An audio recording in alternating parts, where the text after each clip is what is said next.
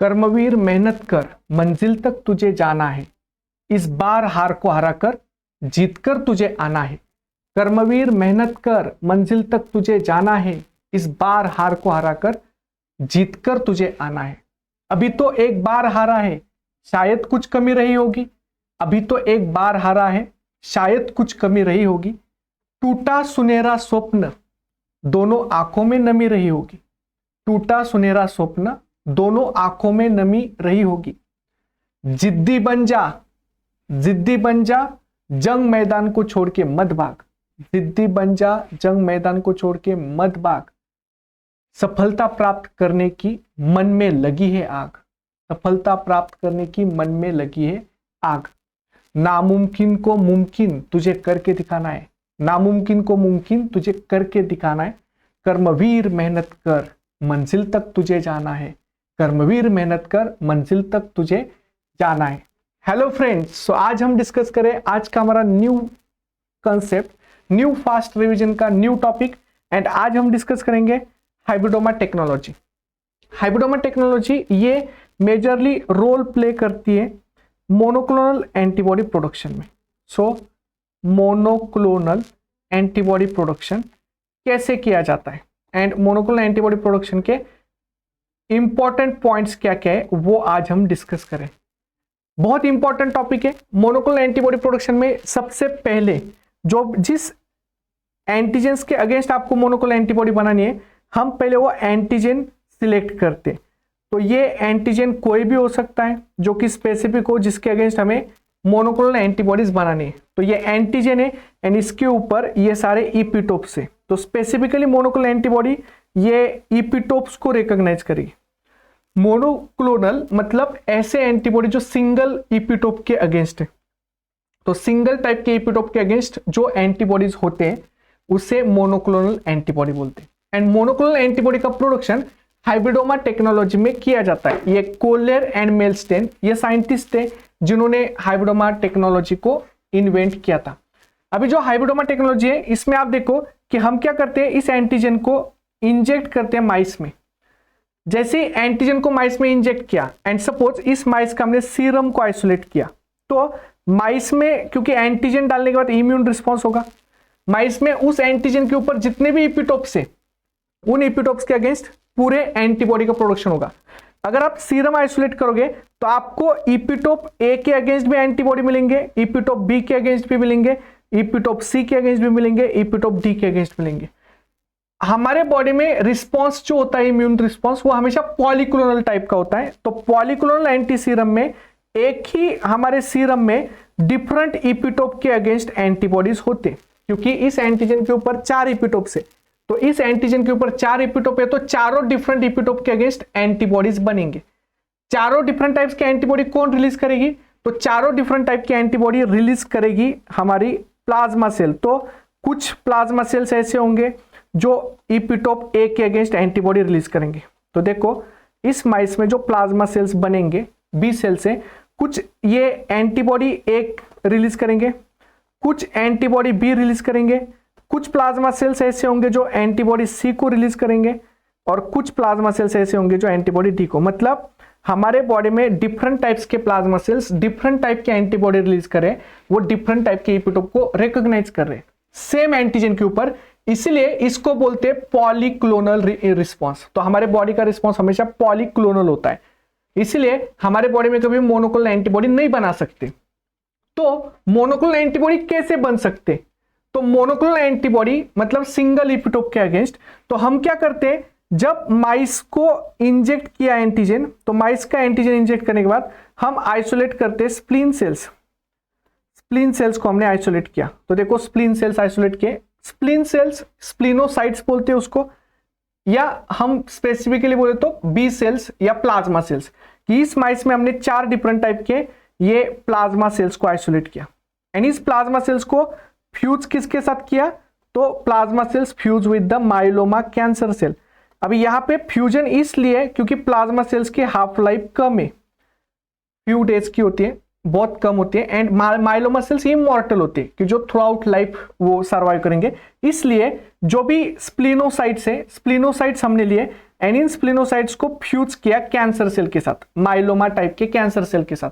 जब myeloma type के cancer cells के साथ हमने फ्यूज किया तो फॉर्मेशन हुई हाइब्रिडोमा। तो देखिए यहाँ पे हाइब्रिडोमा सेल बनी। तो फ्यूजन के बाद जो भी सेल बनेगी वो इमॉर्टल बनेगी, हाइब्रिडोमा सेल्स बनेगी। अब ये जो हाइब्रिडोमा सेल है जो फॉर्मेशन हुई, इस हाइब्रिडोमा सेल्स को हम सिलेक्ट करते हैं हैट सिलेक्शन मीडिया पे। तो यहाँ पे हाइपोक्सैंथिन, अमाइनोप्टेरिन, थाइमिडिन का जो मीडिया है hat selection media, hat selection media पे हम इन सारे हाइब्रिडोमा सेल्स को सिलेक्ट करते हैं। अभी देखो हाइब्रिडोमा सेल सिलेक्ट हुए तो पहले वाले हाइब्रिडोमा सेल जो है वो इपिटोप ए के अगेंस्ट एंटीबॉडी रिलीज करेंगे। तो पहले वाले hybridoma cells they release antibodies against A epitope. Second वाले हाइब्रिडोमा सेल्स है जो release antibody against B epitope. Third वाले hybridoma cells release antibody against C epitope and fourth वाले hybridoma cells release antibody against D epitope. मतलब आपके पास अलग अलग clones आए एंड ये क्लोन्स अलग अलग एंटीबॉडी को रिलीज कर रहे हैं। तो देखो एंटीबॉडी 1 पहले हाइब्रिडोमा सेल से रिलीज हो रही है, दूसरे टाइप की एंटीबॉडी दूसरे टाइप के इपिटोप के अगेंस्ट एंटीबॉडी टाइप 2, तीसरे टाइप के इपिटोप अगेंस्ट टाइप 3 एंड चौथे टाइप के type 4। This is called as monoclonal antibody production. तो इसे बोलते हैं मोनोक्लोनल एंटीबॉडी। तो बहुत ही सिंपल मैकेनिज्म है कि सबसे पहले माइस में एंटीजन इंजेक्ट करना है, इस एंटीजन के अगेंस्ट माइस में इम्यून रिस्पॉन्स को स्टिमुलेट करना है एंड जैसे माइस में इम्यून रिस्पॉन्स स्टिमुलेट होगा तो उस माइस के स्प्लिनोसाइट्स को आइसोलेट करना है। तो माइस के स्प्लिनोसाइट्स आइसोलेट करो, बी सेल्स को आइसोलेट करो, प्लाज्मा सेल्स को, एंड प्लाज्मा सेल्स को माइलोमा सेल्स के साथ फ्यूज करो। जैसे आप फ्यूज करोगे तो वो हाइब्रिडोमा सेल बनेगी। इन हाइब्रिडोमा सेल्स को सेपरेट करो अलग अलग वायल्स में एंड इनको अलग अलग वायल्स में सेपरेट करके उन एंटीबॉडीज को आइसोलेट करो। तो हमेशा हम एक्सपेरिमेंटली माइस में मोनोक्लोनल एंटीबॉडी को प्रोड्यूस करते हैं एंड हमारे बॉडी में जो इम्यून रिस्पॉन्स होता है वो हमेशा पॉलीक्लोनल टाइप का होता है। तो ये डिफरेंट टाइप्स के मोनोक्लोनल एंटीबॉडीज है कि जो हम हाइब्रिडोमा टेक्नोलॉजी से प्रोड्यूस करते हैं। नाउ दूसरा कि जो हाइब्रिडोमा सेल्स में, हाइब्रिडोमा टेक्नोलॉजी में हम सेल्स यूज करते हैं उनके प्रॉपर्टीज क्या क्या है। तो देखो यहाँ पे जो कैंसर सेल्स होते हैं जैसे ये माइलोमा कैंसर सेल है, तो माइलोमा कैंसर सेल्स का प्रॉपर्टी क्या है। तो माइलोमा कैंसर सेल्स की प्रॉपर्टी होती है कि एक तो पहले ये जो होती है वो इमॉर्टल होती है, तो इमॉर्टल पॉजिटिव क्योंकि वो कैंसर सेल है तो इमॉर्टल है। दूसरा ये आईजीएम नेगेटिव होती है, ये एंटीबॉडी को रिलीज नहीं करती। ओके, ये जो होती है ये एचजीपीआरटी नेगेटिव होती है। एचजीपीआरटी मतलब हाइपोक्सैंथिन ग्वानिन फॉस्फोराइबोसिल ट्रांसफरेज। तो हाइपोक्सैंथिन, सो हाइपोक्सैंथिन ग्वानिन फॉस्फोराइबोसिल ट्रांसफरेज ये उसमें नहीं होता, तो फॉस्फोराइबोसिल ट्रांसफरेज। तो ये अगर नहीं रहेगा तो हम वहां पे सैल्वेज पाथ नहीं कर पाएंगे। ओके, तो यहाँ पे एचजीपीआरटी नहीं होता एंड थाइमिडिन काइनेज नेगेटिव होता है। तो ये थाइमिडिन काइनेज, ये दोनों भी एंजाइम्स ये सैल्वेज पाथ को लगते हैं। तो थाइमिडिन काइनेज ये भी नेगेटिव है, तो नेगेटिव इसका मतलब नहीं है उसमें, तो there is the no salvage path, कि सैल्वेज पाथ नहीं होता न्यूक्लियोटाइड बायोसिंथेसिस का। एंड सैल्वेज पाथ क्या करता है, रिसाइकलिंग करता है न्यूक्लियोटाइड्स का। तो सैल्वेज पाथ कैंसर सेल्स में नहीं होता। तो कौन सा पाथ होगा सिर्फ, तो डी नो पाथ एक्टिव होता है। तो कैंसर सेल्स में हमेशा डी नो पाथ एक्टिव रहता है। तो ये है कैंसर सेल्स के प्रॉपर्टी कि कैंसर सेल्स में एक तो कैंसर सेल्स मेजरली हम बोलते हैं कि दे आर द इमॉर्टल, ये इमॉर्टल है, ये आईजीएम नेगेटिव है, तो ये इमॉर्टल पॉजिटिव है, आईजीएम नेगेटिव है, एचजीपीआरटी नेगेटिव है, थाइमिडिन काइनेज नेगेटिव है, इसलिए इसमें सैल्वेज पाथ काम नहीं करता। तो ओनली डी नो पाथ से न्यूक्लियोटाइड सिंथेसिस होती है। अगर हम प्लाज्मा सेल्स या बी सेल्स की प्रॉपर्टीज देखें जो कि आपने माइस से आइसोलेट किए, तो बी सेल से ही प्लाज्मा सेल्स बनते हैं। तो प्लाज्मा सेल्स ये एक्चुअल में इमॉर्टल नेगेटिव है, ये क्या है, इमॉर्टल नेगेटिव। दूसरा ये आईजीएम पॉजिटिव है क्योंकि वो एंटीबॉडी बनाते हैं, तो एंटीबॉडी प्रेजेंट है। इसमें एचजीपीआरटी पॉजिटिव है, मतलब उसमें एचजीपीआरटी भी होगा एंड थाइमिडिन काइनेज भी होगा। तो थायमिडिन काइनेज पॉजिटिव है। इसका डायरेक्टली मतलब है यहाँ पे नॉर्मल सैल्वेज पाथ है, तो नॉर्मल सैल्वेज पाथ, तो सैल्वेज पाथ नॉर्मल होगा, प्लस यहाँ पे नॉर्मल डी नोव पाथ, तो क्योंकि वो नॉर्मल सेल है तो नॉर्मल डी नोव पाथ। तो ये उसके प्लाज्मा सेल्स की प्रॉपर्टी है। प्रॉब्लम कहां पे है कि ये इमॉर्टल नहीं है, मतलब उसकी लाइफ जो है वो फ्यू डेज की है, तो ये प्रॉब्लम है सिर्फ, बाकी कोई प्रॉब्लम नहीं है। So few days of life. तो हमारी रिक्वायरमेंट क्या है कि हमारी जो प्लाज्मा सेल आप यूज करोगे वो हमेशा रहनी चाहिए आपके पास, वो हमेशा मोनोक्लोनल एंटीबॉडी देनी चाहिए। तो ये प्रॉब्लम हमें सॉल्व करना है, मतलब हमें प्लाज्मा सेल्स में ये प्रॉपर्टी चाहिए, इमॉर्टल पॉजिटिव। जब आप इनको दोनों को फ्यूज करते हो तो हाइब्रिडोमा सेल्स बनेगी। हाइब्रिडोमा सेल्स के प्रॉपर्टीज क्या होंगे, तो हाइब्रिडोमा सेल्स ये होगी इमॉर्टल पॉजिटिव, तो ये इमॉर्टल पॉजिटिव हो जाएगी। ये आईजीएम पॉजिटिव है, ये आईजीएम पॉजिटिव, ये एचजीपीआरटी पॉजिटिव होगी, एचजीपीआरटी पॉजिटिव। उसके बाद ये थायमिडिन काइनेज पॉजिटिव होगी। यहां पे there is the normal salvage path, कि यहां पे सैल्वेज पाथ भी चलेगा और यहां पे नॉर्मल डी नोव पाथ चलेगा। तो आपने ओनली बी सेल्स में चेंज क्या कराया कि आपने सिर्फ ये प्रॉपर्टी एक्वायर कराई जो कि कैंसर की है। तो कैंसर सेल्स के साथ फ्यूज क्यों करना है, क्योंकि हमें हाइब्रिडोमा सेल्स को बनाना है। तो हाइब्रिडोमा सेल्स की जो प्रॉपर्टीज है ये प्रॉपर्टीज हमें चाहिए कि वो इमॉर्टल पॉजिटिव होनी चाहिए, ये आईजीएम पॉजिटिव होनी चाहिए, एचजीपीआरटी पॉजिटिव होनी चाहिए। तो ये प्रॉपर्टीज हमें हाइब्रिडोमा सेल्स में चाहिए, इसलिए हमने उसको प्लाज्मा सेल्स को कैंसर सेल्स के साथ फ्यूज कराया। ओके, नहीं तो हम डायरेक्टली प्लाज्मा सेल्स भी यूज कर सकते थे। ये हुआ major point of the hybridoma technology की जो सेल्स के प्रॉपर्टीज है, ये समझ में आपको। तो ये कैंसर सेल है, ये प्लाज्मा सेल है, और ये जो है हमारी जो हमने बनाई ये है हाइब्रिडोमा सेल। तो ये तीन सेल्स के प्रॉपर्टीज मैंने आपको बताई, ये हमेशा याद रखने, ये प्रॉपर्टीज हाइब्रिडोमा टेक्नोलॉजी के सेल्स के प्रॉपर्टी। नाउ अभी हाइब्रिडोमा टेक्नोलॉजी में सबसे फर्स्ट कि हम क्या करते हैं, देखिए जो भी माइस है, इस माइस को आपको स्पेसिफिक एंटीजन देना है, कि जो एंटीजन के ऊपर स्पेसिफिक आपके इपिटोप्स होंगे जिनके अगेंस्ट आपको हाइब्रिडोमा मोनोक्लोनल एंटीबॉडी बनानी है। तो ये इपिटोप ए और ए इपिटोप, ये ए इपिटोप है। दूसरा ये है बी इपिटोप, एंड तीसरा ये है सी इपिटोप।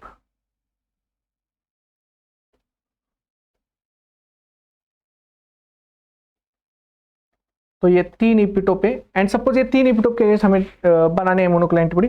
तो आप क्या करो, इस माइस में इसको इंजेक्ट कर दो एंटीजन को। जब माइस में एंटीजन इंजेक्ट किया तो माइस में इम्यून रिस्पॉन्स होगा, माइस में इम्यून रिस्पॉन्स होगा तो माइस में बी सेल्स का एक्टिवेशन होगा, प्लाज्मा सेल्स बनेंगे, एंड ये तीन अलग अलग इपिटोप के अगेंस्ट प्लाज्मा सेल्स क्या करेंगे, एंटीबॉडी रिलीज करेंगे। इस माइस से स्प्लीन सेल्स को आइसोलेट करो, तो आफ्टर स्ट्रॉन्ग इम्यून रिस्पॉन्स, जैसे आपने 2-3 बार इंजेक्ट किया एंटीजन को, फिर स्ट्रॉन्ग इम्यून रिस्पॉन्स हुआ, फिर आइसोलेट स्प्लिनोसाइट, स्प्लिनोसाइट को आइसोलेट करो। स्प्लिनोसाइट आइसोलेट हुए तो स्प्लीन सेल्स मतलब बी सेल्स है ये, ओके, बी सेल्स आप बोलो या प्लाज्मा सेल्स बोलो, इनको फ्यूज करो माइलोमा सेल्स के साथ, कि जो कैंसर सेल्स के साथ आपने फ्यूज किए, एंड कैंसर सेल्स के साथ फ्यूज किए तो यहाँ पे बने हाइब्रिडोमा सेल्स। तो हाइब्रिडोमा सेल्स एक बार बने तो आप उसको हेड सिलेक्शन मीडिया पे सिलेक्ट करो, मतलब हेड सिलेक्शन मीडिया पे सिर्फ हाइब्रिडोमा सेल्स ही ग्रो होते हैं, तो हेड सिलेक्शन मीडिया पे हमने सिलेक्ट किया, एंड उसके बाद इनको सेपरेशन करो। तो सेपरेशन ऑफ सेल्स, यहां पे आप इनको सेपरेशन करो, सेपरेशन इन अलग अलग वायल्स, एंड फिर हार्वेस्ट करो मोनोक्लोनल एंटीबॉडीज। तो यहाँ पे आप मोनोक्लोनल एंटीबॉडीज को हार्वेस्ट करो। तो कितना सिंपल प्रोसेस है, देखो ज्यादा कुछ नहीं करना है।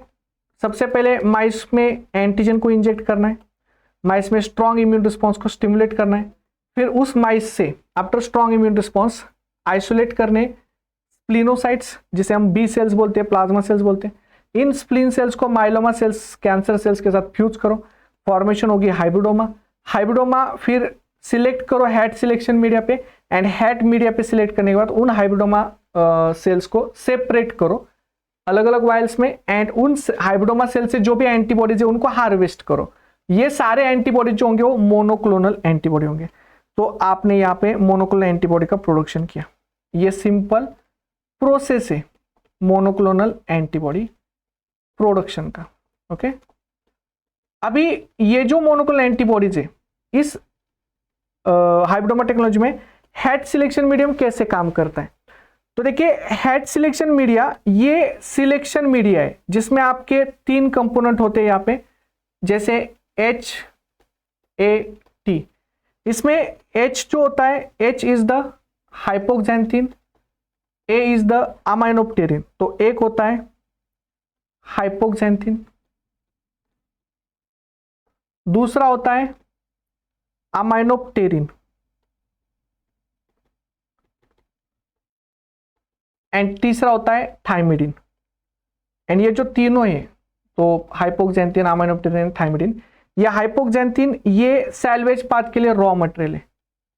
सो ये रॉ मटेरियल है सैल्वेज पाथ के लिए। ये थाइमिडिन ये भी रॉ मटेरियल है सैल्वेज पाथ के लिए, मतलब सैल्वेज पाथ री यूज करता है न्यूक्लियोटाइड्स का। तो हाइपोक्सैंथिन एंड थाइमिडिन ये रॉ मटेरियल करके काम करते हैं, एंड अमाइनोप्टेरिन ये इनिबिटर है, ये डायहाइड्रोफोलेट रिडक्टेज को इनिबिट करता है, ये डी नोव पाथ को इनिबिट करता है।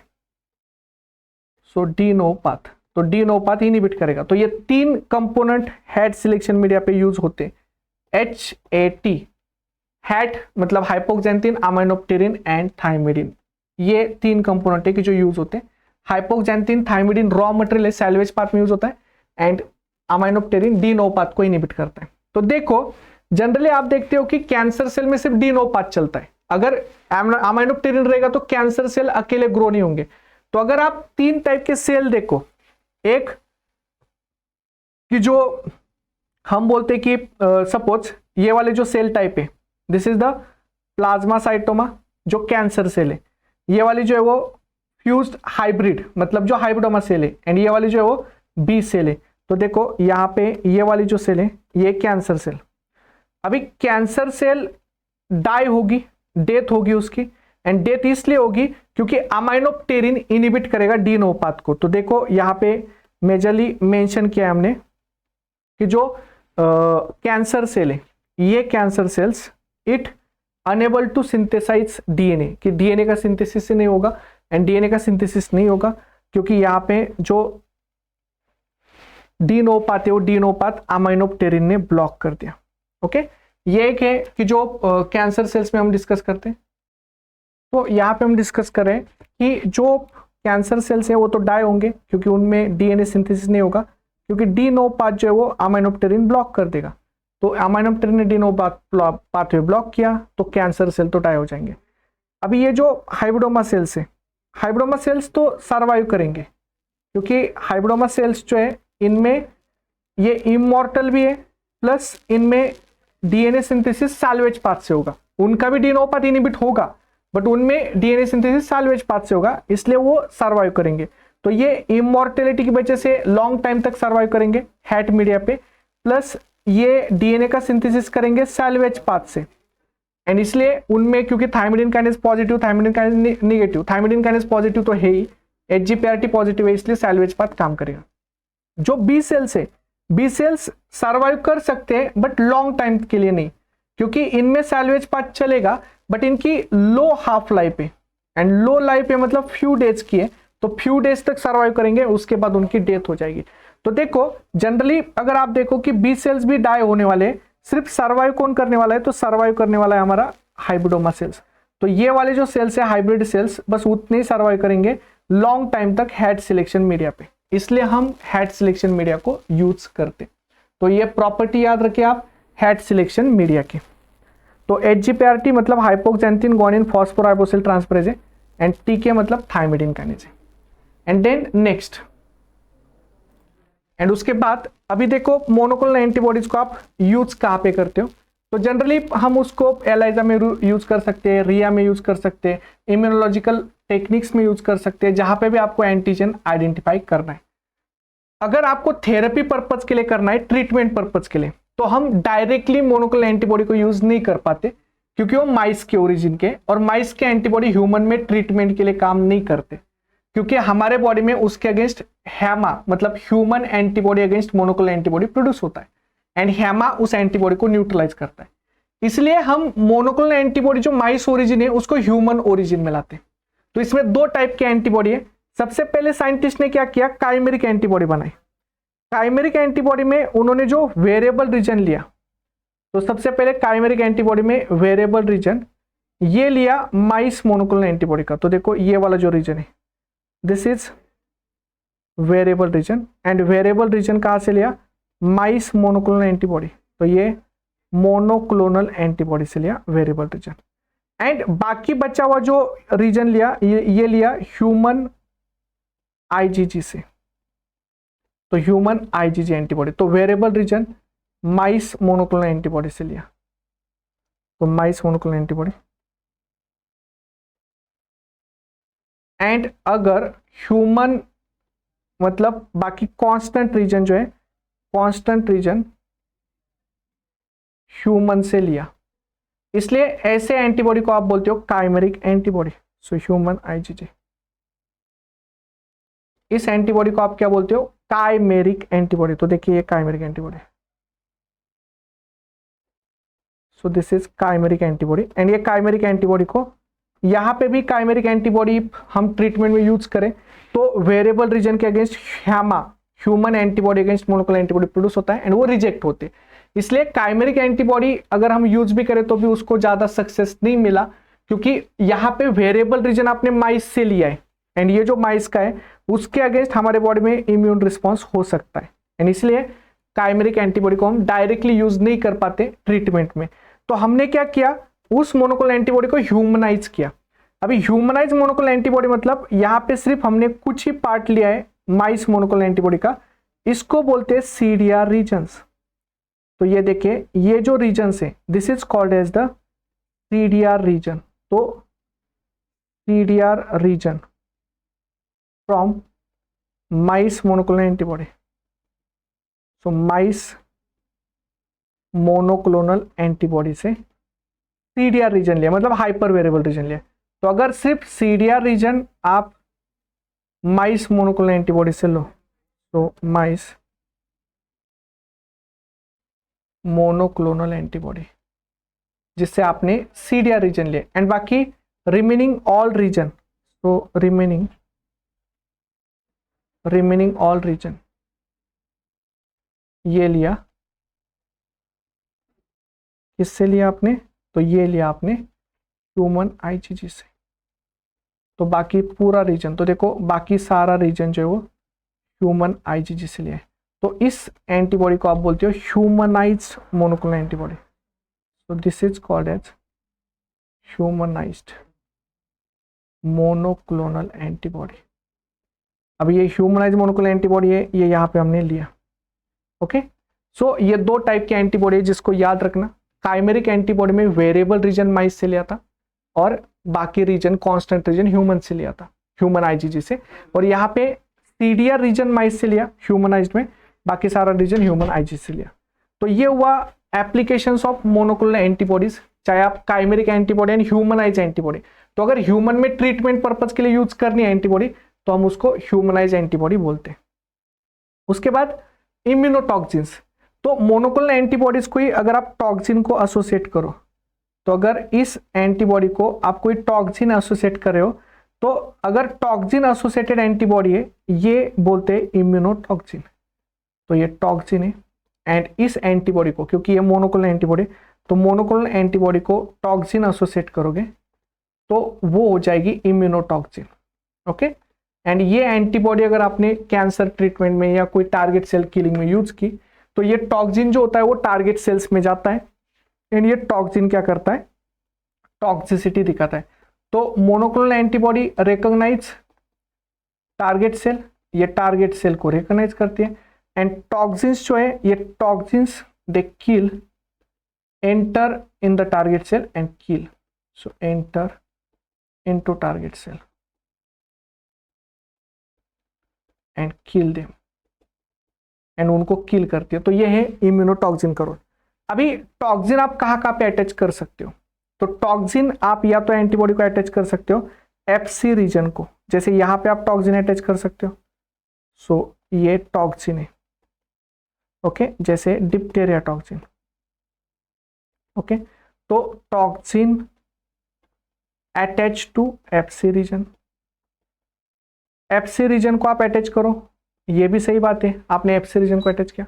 मे बी आप जो है वो टॉक्सिन एफएबी को अटैच कर सकते हो, तो आपने यहाँ पे टॉक्सिन अटैच किया एफएबी को, तो ये टॉक्सिन, जैसे सपोज टिटेनस टॉक्सिन, ये टिटेनस टॉक्सिन जो है वो आपने toxin attach to Fab region, बाहर से अटैच किया, अंदर से नहीं। तो toxin attach to Fab region, Fab region को बाहर से अटैच किया, एफएबी रीजन को रखा है, ओके, बाहर से अटैच किया, ये तो रीजन लगेगा ही क्योंकि एंटीजन को बाइंड होगा। एंड तीसरा, toxin can attach in place of Fc region, तो देखो आप यहाँ पे टॉक्सिन को अटैच कर सकते हो ये वाली जगह पे, तो जैसे राइसिन टॉक्सिन जो आपने यहाँ पे अटैच किया, तो टॉक्सिन अटैच टू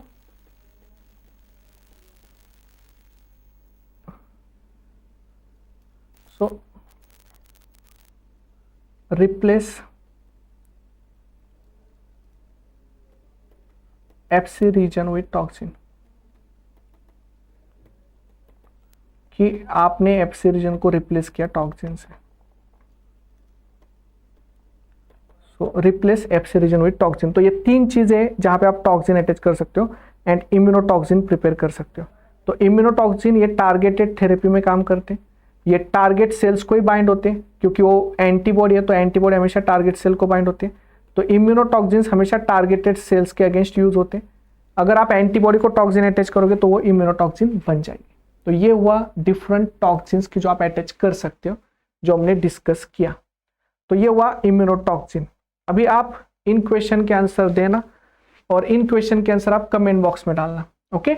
और जो भी आपको डाउट हो गए हाइब्रिडोमा टेक्नोलॉजी के, वो आप मुझे कमेंट बॉक्स में पूछना, मैं आपके आंसर वहां पे चेक करता हूँ। आप बहुत अच्छे अच्छे आंसर देते हैं, ऐसे आप फास्ट रिवीजन सीरीज में इन्वॉल्व हुई है, पार्टिसिपेट कीजिए, क्वेश्चन प्रैक्टिस कीजिए एंड अपने टॉपिक्स को, अपने कंसेप्ट को बूस्ट कीजिए, स्ट्रॉन्ग बनाइए।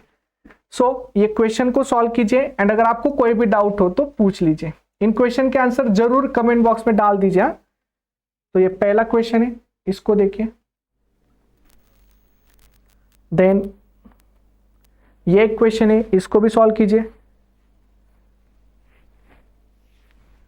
एंड इन सारे क्वेश्चन के आंसर कमेंट बॉक्स में डाल दीजिए।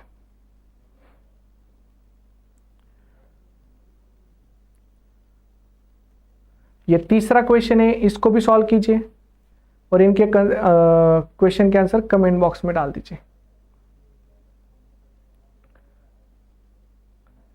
देन ये और एक क्वेश्चन है, इसको भी सॉल्व कीजिए और इसका क्वेश्चन का आंसर कमेंट बॉक्स में डाल दीजिए। देखिए कितने अच्छे अच्छे क्वेश्चन है एंड आपको सारे क्वेश्चन अगर आप सॉल्व करोगे तो आपका कंसेप्ट क्लियर हो जाएगा। एंड ये वाला एक क्वेश्चन है कि जो आपको कमेंट बॉक्स में डालना है, ओके। सो ये हो गया हमारे hybridoma technology and hybridoma technology का प्रिंसिपल एंड उसके पॉइंट्स हमने डिस्कस किए। तो आप इसकी रिवीजन कीजिए, इन वीडियोज को अच्छे से देखिए, इनके नोट्स प्रिपेयर कीजिए एंड अपने क्वेश्चन प्रैक्टिस करके इन टॉपिक्स को स्ट्रॉन्ग बनाइए। So thank you all and happy learning. तो इन क्वेश्चन के आंसर कमेंट बॉक्स में जरूर डालना। So thank you, happy learning.